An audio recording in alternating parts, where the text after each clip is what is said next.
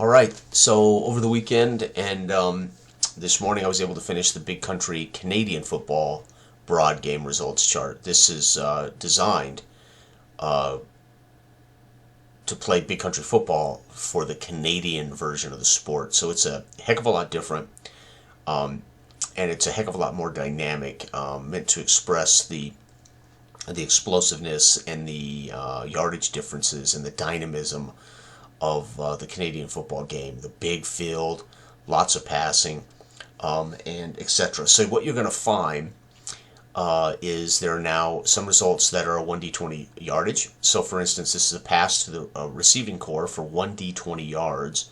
So you still look first, though, at the D20, and if it is counting your quarterback and your RC added to this 10, the pass will be incomplete. If it's not, you roll another 1D20. You roll the 1D20 again, and that's how many yards the pass is for. So there's going to be 1D20 dynamic yardage results on this chart. It's going to make the game very dynamic and exciting, and it'll resemble what I'm seeing when I watch Canadian football. So still identifies back, receiving core or quarterback as the effect. It still identifies your defense. Those probabilities haven't changed. Well, the RCs, back, and quarterback have changed here, but the probabilities of a defensive position shifting the offensive call have not changed. What has changed, of course, let's go back in there. What has changed is the yardage results, the addition of dynamic yardage results, also straight incomplete passes on the D20 with no modifiers. So this is going to resemble a few more passes than like Canadian football. There should be more passes than there are runs, and you're going to see just a few more automatic incomplete passes to resemble that. You're going to see greater yards per pass and slightly better yards for run. You're going to see, because of the improved yardage per play in many ways, you're going to see lower probabilities, base probabilities for the defense to change the play. So it's actually going to be easier for the defense to bat away the touchdown pass. It's going to be easier for the defense to trip up the back. However, the back, when he's tripped up, he could still get 1 to 20 yards. So it's going to reflect him breaking open, but that extra safety, catches him and cuts him down for 10-yard gain or 12-yard gain, etc. So a lot more exciting Canadian-style football. Also, there's a change in the field goals because the goalposts are at the 20-yard line. Slight change. Also, if you miss a short field goal, it's an automatic rouge for the team.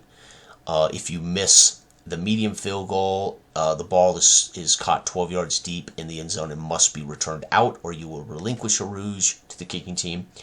And if it's a long kick missed, the ball will be 3 yards deep in the end zone and must be returned. So that is how we account for missed field goals, creating an opportunity for a rouge point. Kick returns now are fielded at the 5 as opposed to the goal line.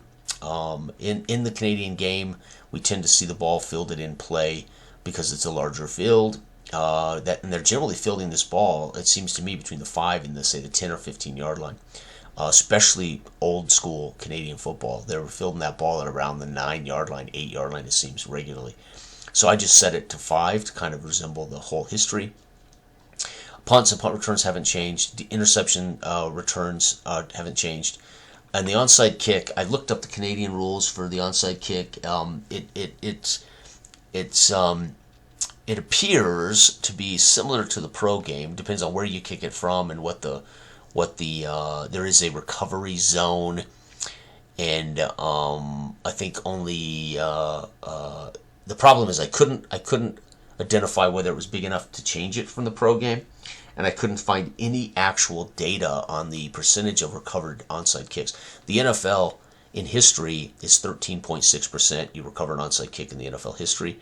It's way down. It's down to, I think it was down to 6% over the last few years because they changed the onside kick rules for the pro football game. And so it's very, very, very difficult now I think it might even be down to 3% in the NFL. So it's I think 1 in 60 onside kicks have been recovered since they changed the rules.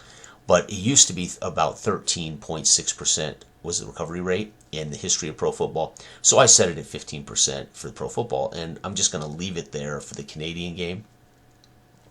And I think that would work just as well. So again, I think in Canada, you can only onside kick in the fourth quarter.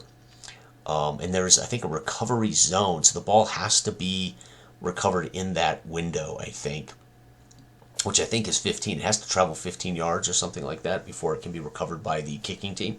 But I'm not certain. I've Googled it, I've looked it up multiple entries, and I think I've got that right. The problem is there are no percentages for how effective it is. So I'm just leaving it equal to pro football, American football. So there you have it. This is free. I will put a link directly to this file in the Google Drive, so those who want to enjoy Big Country Football but play the Canadian version of the sport, I think you'll find this is a fun. It's called Big Country Canadian Football, BCCF. I think you'll find this is a very fun and dynamic chart. This chart could be used for pro football, American football too.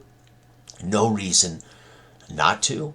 Other than ignoring the rouge, right? And where the ball's fielded, you might want to change that back to the goal line.